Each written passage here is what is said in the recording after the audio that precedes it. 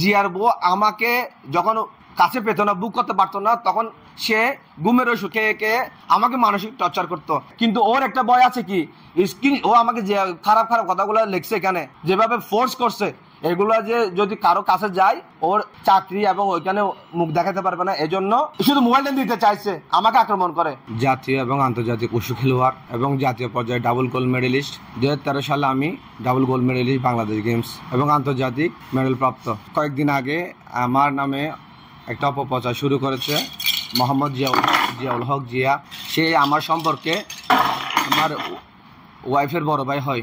সে সুবাদে তাদের বাসায় আমার যাওয়া আসা। সেপ্টেম্বর 9 তারিখে আমি আমার ওয়াইফ সহ তাদের বাসা যাই। যাওয়ার পর ওইখানে থাকাকালীন ওর ওয়াইফ আমাকে যে কোনো অ্যাঙ্গেলে আমাকে হ্যারাসমেন্ট করতো, এমনভাবে হ্যারাসমেন্ট করতো আমি ওর থেকে বাঁচতে পারতাম না। আমি অনেকবার চেষ্টা করেছি এবং সেই ঘটনাগুলো জিয়া নিজেই জানে, জিয়ার ফ্যামিলিও জানে। এক সময় আমি দুইবার আমার শ্বশুর বাড়ি থেকে ঝগড়া করে চলে আসছি, কেননা আমাকে জিয়ার ওয়াইফ অনেকভাবে হ্যারাসমেন্ট করতো, মানে তার সাথে সম্পর্ক জড়ানোর জন্য। ঘুমের ওষুধ খাইয়া একবার সুসাইড করতে চাইছে, কেননা আমি তার সাথে সম্পর্কে জড়াচ্ছি না এজন্য। আর একবার ইঁদুরের বিষ আনছে। সেও সব কিছু জিয়া জানে, জিয়ার ফ্যামিলি জানে।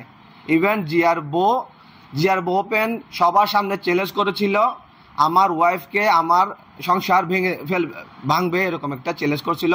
সেটা জিয়ার সামনে, জিয়ার মায়ের সামনে, জিয়ার ফ্যামিলির সামনে চ্যালেঞ্জ করছিল। আমি একজন উশুর আইকনিক প্লেয়ার ছিলাম আলহামদুলিল্লাহ। আমার খেলাধুলা জগতেও সে আমার পিছিয়ে থাকতো।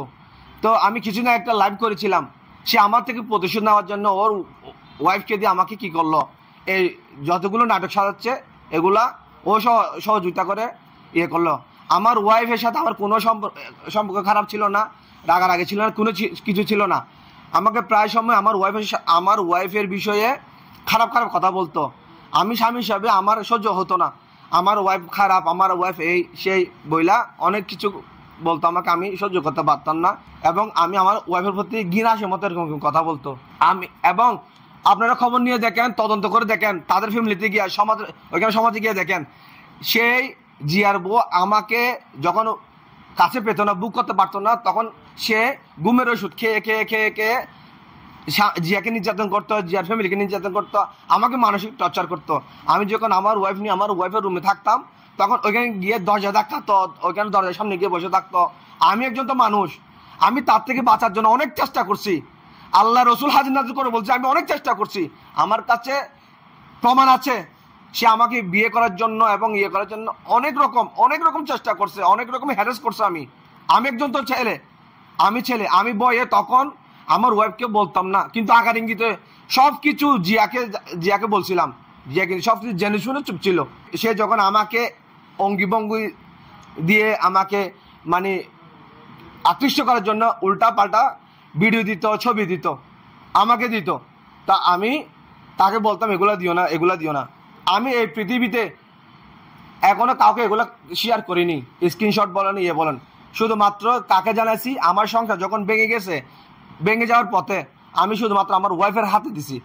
এরপর আমি দ্বিতীয় কোনো ব্যক্তিকে দিনে, যদি কেউ বলতে পারে আমি দ্বিতীয় ব্যক্তিকে এই স্ক্রিনশটগুলো দিছি, তাহলে আমি ওই শাস্তি মাথা পেতে নেব। কিন্তু ওর একটা ভয় আছে কি, ও আমাকে যে খারাপ কথাগুলো লিখছে এখানে, যেভাবে ফোর্স করছে, এগুলো যে যদি কারো কাছে যায় ওর চাকরি এবং ওইখানে মুখ দেখাতে পারবে না, এজন্য শুধু মোবাইলটা দিতে চাইছে, আমাকে আক্রমণ করে।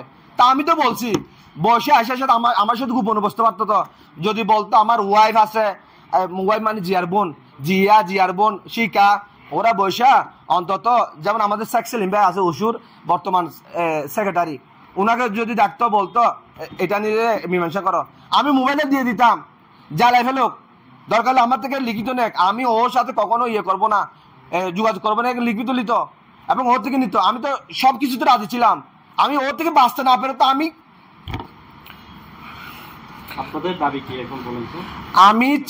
আমি চাই প্রশাসন হোক, দেশবাসী হোক, সমাজ হোক, সবাই মিলা বৈশা কোনটা সত্য কোনটা মিথ্যা যাচাই বাছাই করার পর যদি আমি অপরাধ হয়ে থাকি, সশককে সবার সামনে আমার বিচার হোক। যদি দোষ হয়ে থাকে প্রকাশ্যে সবার সামনে ওর জন্য বিচারটা হয়। এটাই আমার দাবি।